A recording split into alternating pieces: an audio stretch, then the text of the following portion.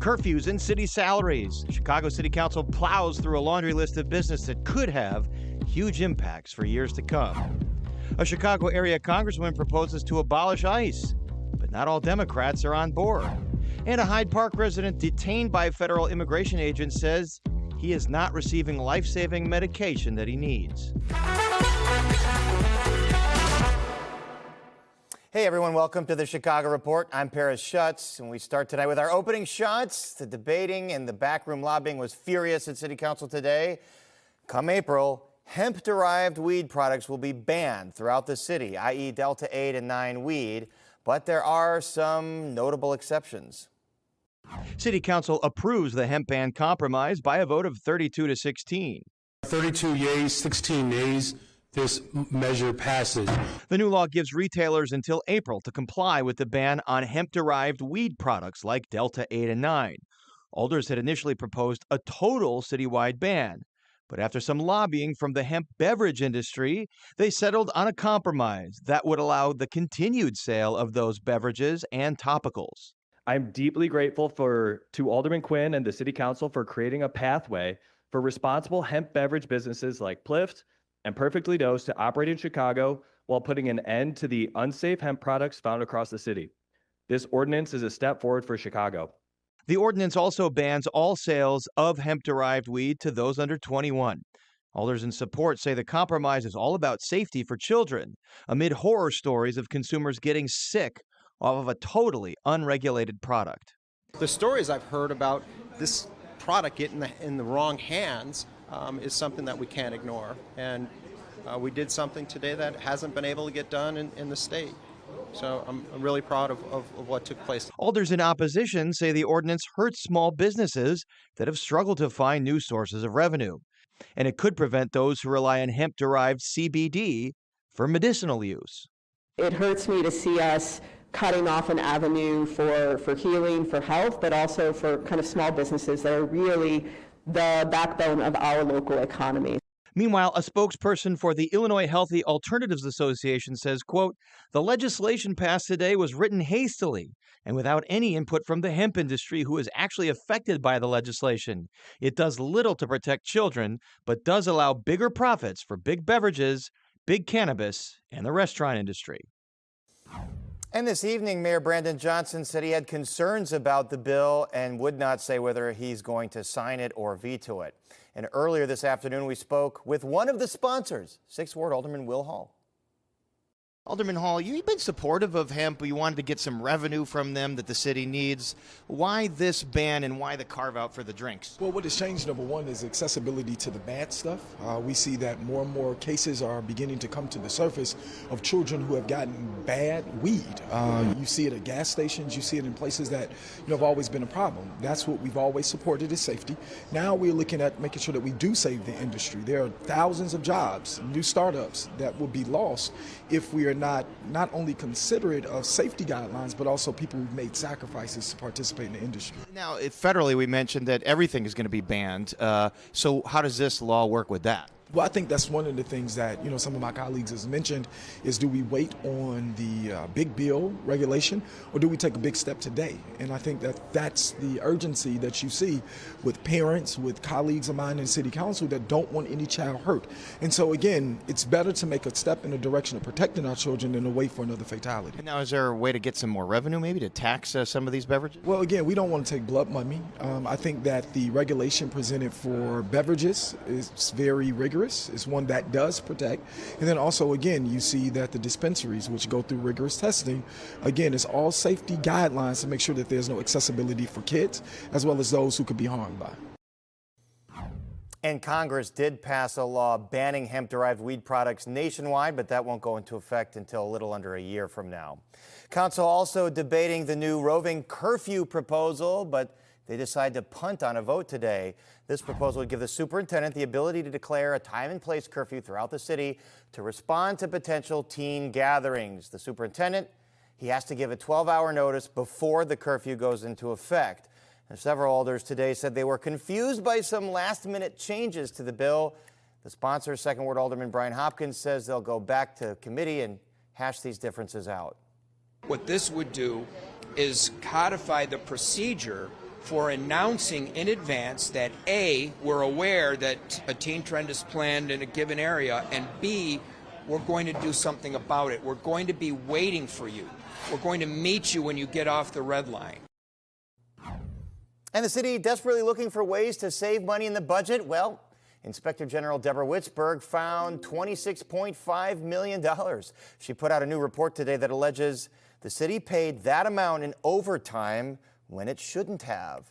Her report alleges that more than 1,000 city employees received overtime benefits, even though they, quote, might not have qualified for it. In fact, the report says that 18 employees were paid between $200,000 and $700,000 in overtime just for this year alone. The city's human resources officer issued a response to this report saying they would take additional steps to make sure the city is not paying overtime when it shouldn't. Every penny counts right now, as we know. Now let's go overseas and a potential new deal for Greenland. President Trump offered a cryptic social media post declaring that the U.S. and NATO has agreed on a, quote, framework for a deal that he says the U.S. will be very happy with. The markets as well finished in the black today. No coincidence, I'm sure. Now, we don't know if this deal means the U.S. will acquire the Danish territory as the president has insisted, but this announcement came after Trump gave a long speech at the Davos Forum in Switzerland filled with grievances against NATO, the EU, and the defense of his desires to have the U.S. take over Greenland. Greenland is a vast, almost entirely uninhabited and undeveloped territory that's sitting undefended in a key strategic location between the United States, Russia, and China. That's exactly where it is, right smack in the middle. Wasn't important nearly when we gave it back. You know, when we gave it back, it wasn't the same as it is now. It's not important for any other reason, you know. Everyone talks about the minerals. There's so many places. There's no rare earth. No such thing as rare earth. And now to the subject of ICE. Here domestically, several progressive Democratic congresspeople want it abolished.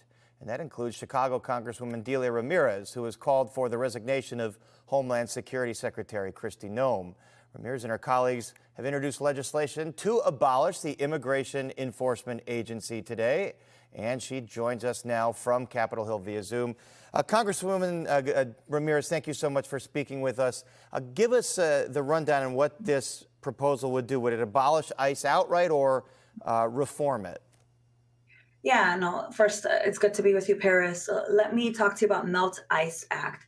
The bill, in essence, what it does, it prohibits the Department of Homeland Security from using funds for detention and monitoring immigrants, and instead, we take the money that they've been using to abduct people, tear gas children, as we've seen in Chicago and Minnesota and all over the country, and actually put it back into the communities that have been destabilized by Bovino, by the agents that we have seen go throughout our cities, destabilizing, creating chaos, protests, and even killing U.S. citizens. So the bill itself would cripple much of the operations of ICE agents because it would no longer allow funding to be used for detention. So what does this do to the overall funding for the Department of Homeland Security? Because as you know, in the most recently passed budget, Republicans and the president allocated a huge increase in federal tax money for the purpose of immigration enforcement. You're talking about $150 billion of our taxpayer dollars to go into these private detention centers where, Paris, 32 people died in detention just last year. We know that there is a guard who just pleaded guilty for raping a woman last year in detention. We know that this money is being used to allow people to die in detention, to abduct people, disappear them, or send them to these third countries like Salvador to also live through horrible conditions. What this bill does, it puts a stop on Department of Homeland Security by prohibiting them from using these funds for ICE detention. And instead, it allows us to redirect the money they want to use specifically for detention to put back into these communities, whether it's Chicago, whether it's Minnesota, whether it's Portland, and make sure we're stabilizing these communities with community safety initiatives, housing, and healthcare resources. Yeah, and we've actually covered some of the private contractors that make money off of their contracts with Department of Homeland Security for private detention centers. There's a couple companies in general that have had a lot of problems and issues that have been reported. But do you think your colleagues will use this funding issue as a way to perhaps hold up the next spending authorization bill that comes up? Because as we know, without a full budget, every few months we have, these cliffhangers where you've got to pass a continuing appropriation bill, and sometimes there's a government shutdown. So will Democrats go to the mat on ICE funding? Yeah, I mean, think about it. The president was able to get $150 billion from Congress last July. They already have more money than they can imagine. That's why Secretary Noem is buying $200 million private jets right now, right? I mean, they have more money than they need. And then to come back to us to ask us for $10 billion more, I think what you're hearing is that many of my colleagues are saying, absolutely not. Not one more dollar. And we need to use the power of the purse that has been given to us as members of Congress to say, no, we will not be funding any more money to go into what we see across the country. And we actually have an opportunity to vote on this tomorrow. You have an opportunity to vote on this tomorrow, although with Republicans, with that slight majority in Congress, Republicans in control of the Senate and the executive branch, and some Democrats not on board. I want to read a quote from Senator John Fetterman from Pennsylvania saying, quote, even Mayor Fry of Minneapolis doesn't support abolishing ICE, although you're saying melt ICE, not necessarily abolish. The party must resist the destructive tendencies to push extreme positions. So is this kind of a symbolic exercise, knowing that the votes simply aren't there to pass something like this? Look, Paris, across the country and in Pennsylvania, our constituents are asking us, what the heck are you doing to hold this administration accountable? Why is my money being used to kill a mother or kill Silverio in Chicago or Marimar in Chicago? Why is it that it's okay for campaign donors of the president to be able to get these contracts with no procurement for private detention? Enough is enough. This bill gives people an opportunity to demonstrate tangible action by co-sponsoring the bill. Not naive. We may not be able to pass it over the next few months, but it has to be a marker that we're building towards when we in fact have the majority and are able to do that. However, we do have an opportunity tomorrow to vote no on any more funding for DHS. Right. Unfortunately, they'll still be able to continue to do much of what they're doing because of that bill that passed in July. But the point is, we have a choice. Do we want to give them billions more, or are we saying enough is enough? And I think a number of Democrats, including some of our own leadership, will be voting no tomorrow. All right. Well, we will follow what happens tomorrow, and if that vote indeed takes place. Congresswoman Delia Ramirez from Washington, thank you so much. Thank you. And for an alternate view, we are joined by 15th Ward Chicago Alderman Ray Lopez, who is in favor of revising the city sanctuary ordinance to allow local police to work with federal immigration officials to go after known criminals. Alderman Lopez, what's your reaction to what you heard there? Is that a smart proposal? Well, I think what would be definitely a smarter proposal, Paris, would be actually if the Congresswoman and her colleagues introduced a bill that would create clearer pathways, grant amnesty and protections for our dreamers and everyone that we've talked about for a decade and actually have done nothing to help while they are here. Our long-term undocumented residents who've gone ignored by the Democratic Party and indeed all of the Congress for a decade since Dreamers were first brought into the political universe. We have an opportunity to move forward with this administration to finally correct this in a once-in-a-generational approach to granting both long-term amnesty to long-term undocumented, as well as addressing the 15 million migrant asylum seekers that came here under the Biden-Harris administration, but to simply state that you are going to take away funding from an enforcement mechanism of the federal laws which she and her colleagues are responsible for creating shows a serious disconnect between what their roles are in Washington, D.C. and what happens out in our neighborhoods. And what about this notion of depriving $150 billion specifically for these ICE detention centers?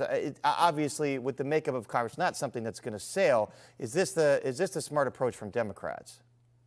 I don't think this is anything more than a performance right now, Paris. What she is talking about is a symbolic gesture to say that they are going to defund ICE, that they want to abolish ICE, the same way we hear in the city of Chicago that people want to defund police and abolish CPD.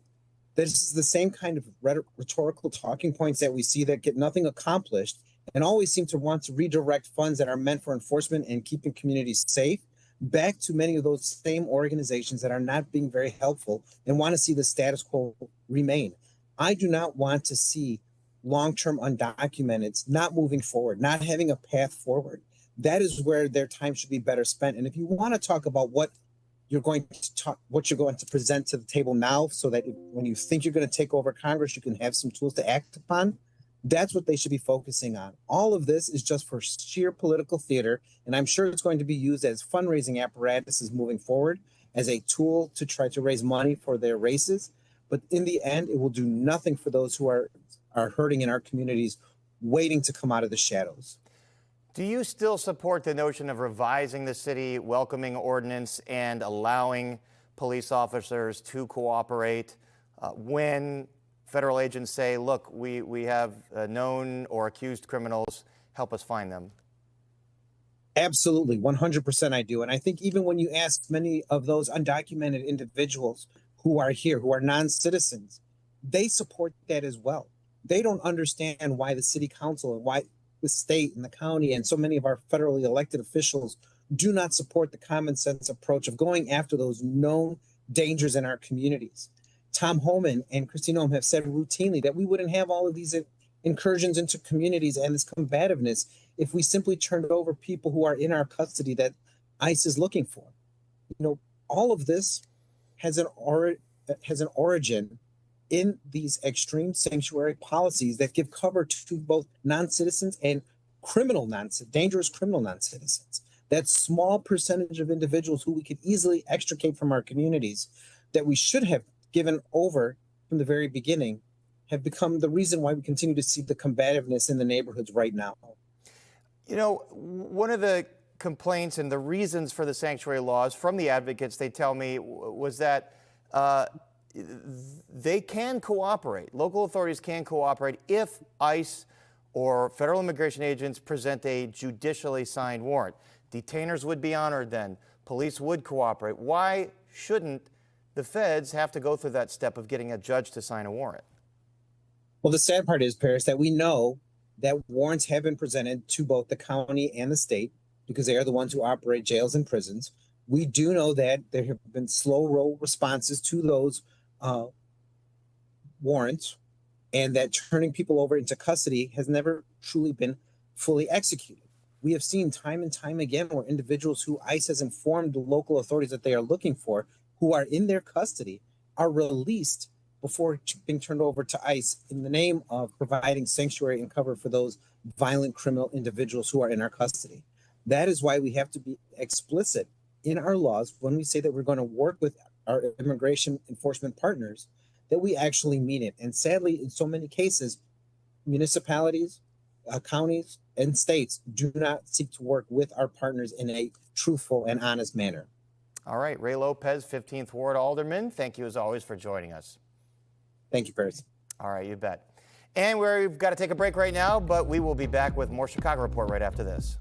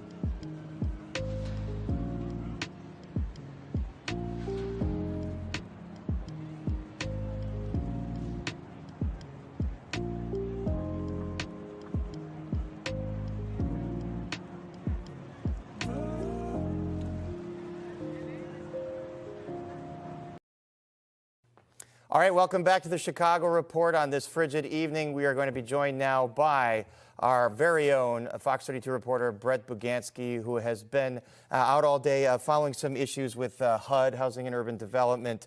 We talked about the homeless population here last night, and especially given the frigid weather, the dangers presented. Tell us what you learned today. Everything is very timely, especially because you had a guest on yesterday that was talking about how tomorrow, so Thursday, you've got HUD representatives coming to the city of Chicago to do their annual homeless count. What makes this very interesting is we're going into the worst time of year when it comes to being a Chicagoan, experiencing winter. But here is the problem with the numbers, is that it's not an exact science, right? And they only take into account with the volunteers where they actually see people who are sleeping outside and in homeless shelters. It does not take into account anybody who's in hiding, or especially around here in the Loop where you see around Lower Wacker, you will see some homeless tents around there, which a lot of the times the HUD representatives are not going to those areas. So they don't count those folks? They don't, because HUD decides that because this is volunteers and they're taking into account all these different scenarios, they take in their safety into account. So a lot of the times they're not going into those areas or even abandoned buildings, which that tends to happen quite a bit. There's also the issue of, homeless groups have talked about couch surfing. So folks that live with their aunt or with their grandparent and then maybe move on to a friend, they want those numbers counted. HUD doesn't necessarily count those. So does that mean, and this is what the advocate said last night on our show, that's going to be less federal funding? Well, absolutely it is, because when you're looking at the number, you have 18,000 and change from 2024. You're looking at these latest numbers from the Chicago Homeless Coalition saying that the number is closer to 58, 59,000. And this is just their estimate of everything. But they were looking at the entire year rather than HUD, which is just looking at one day as a snapshot. Because they're doing it tomorrow, this is a cold time of year. When people are going to be living on the streets, sometimes they do take into consideration the weather, and they're survivors after all, so they might be making other arrangements. We've already had many facilities across the city of Chicago that have already extended their hours when it comes to that emergency shelter, so the numbers may be skewed in that respect as well. So how long does this census take? So they come here, they count the population, and then they go back and devise the formula of how much money we're going to get, basically? It's my understanding, yeah. I don't know the exact number of the volunteers, but it's basically over a one-day event where they canvass the entire city. But as we know, Chicago is a very big city. They're not going to be able to cover every single area, and there are some people, some homeless population, where they don't want to be found. There's some people who just are going to be, hiding in plain sight, if you will, but they're not going to be easy to track even with the census. And, what we heard from this organization last night was that there could be tens of millions of dollars here because of the change in formula that we're going to lose out on, that the city will lose out on from federal funding. Have we heard anything from the city about what their plan is, especially now with these frigid temperatures below zero the next couple nights? What's going to happen? It's going to take some political will, especially with the financial situation that the city is already under. They're picking and choosing what they want to do. There was a guest on yesterday talking about the parking meters, whether that was a feasible situation. The city of Chicago decided $3-4 billion purchase there. It's going to be tough. It wasn't going to do that, but looking at this situation, potentially $10, $15, $20 million at stake for the city of Chicago. When the city is already in a financial situation, it might take some of the nonprofits to step up here, or even some grassroots efforts for people to get together and to find out if this were to happen, if we were to lose that money come February 1st, what is the worst case scenario? And that's what they were talking about with us last night, is that there's going to be this walk on February 8th to raise money for nonprofits to help house the homeless. I mean, the mayor has come out, he has talked about a plan to house the unhoused. I don't know where the city is on all of this, but I mean, what are you able to glean about next steps, about what the city can do to combat the loss in funding that's going to happen? It becomes a very complicated situation because of the financial situation the city of Chicago is in, but also it's not a black or white issue. There's an issue where you have people who are dealing with mental illness, substance abuse, and then there's simply some people, and this is just a small sect from what I've gathered through reporting over the years, is that some people would rather choose to live on the streets. They don't, for whatever reason, they don't want the help. I've found that too. I've found that too. In having covered some of the nonprofit shelters, some of the religious organizations that run shelters, I've talked to people that said, I don't want to stay in there. I would rather stay out on the street, even if it's 20 below. I mean, it's an interesting concept. And it also, this is the other thing that complicates it, is that there are very few shelters out there that will take families. There are families that want to stick together. You have a man, you have a woman, you have their kids. A lot of the times they split them up, and then a lot of times there are rules, or there's a lot of attachments, if you will, when it comes to getting that help. But sometimes some people say, you know what, it's not worth it. I don't want to separate my family. I'm not going to accept the help. And then, therefore, we're in the situation that we're in. Do we have a good idea of what homeless groups have put this number out there, what they think the population is versus what HUD might come in and count? Do we know what that is? It's in the tens of thousands. It's so hard to tell when you have just nationwide hundreds of thousands of people who they think are homeless. Even just we were talking about the homeless population here. You had the HUD number from 2024, which was about 18,000 and change. The Chicago Coalition to End Homelessness said their numbers 58, 59,000. But then you take into consideration all the people we see on the CTA looking for a home, and we see that. I see it and personally. We've been told that it's been increasing. The population of folks on the CTA has been increasing at O'Hare, Blue Line. And part of this CTA, this transit bill that passed in Springfield, was to provide funding for that kind of outreach. And here is the other control of the whole homeless population situation. A lot of them are based on surveys as well, which is through the Census Bureau. A lot of the times they're calling you. How many people are actually picking up their phone and talking to somebody they've never met before in their life? So that also plays a role into getting an accurate depiction of what the homeless picture looks like in the city of Chicago. So a lot of questions, a lot of things that we're looking to try to get the answers from, but hopefully we get a better understanding, just because these things are a bit complicated and there's money at stake and there's lives at stake. All right, Brett Bagansky, thanks for coming here and filling us in. Thanks for covering that today. And we are out of time. Thank you so much for watching. Questions or comments? If you have a story you want us to look into, email me at parasonpolitics@fox.com. Complaints too. We take those. That is it for us tonight. Please keep warm out there and keep up with all the news you need to know at fox32chicago.com and with the Fox Local app. We're back here same time tomorrow. Good night.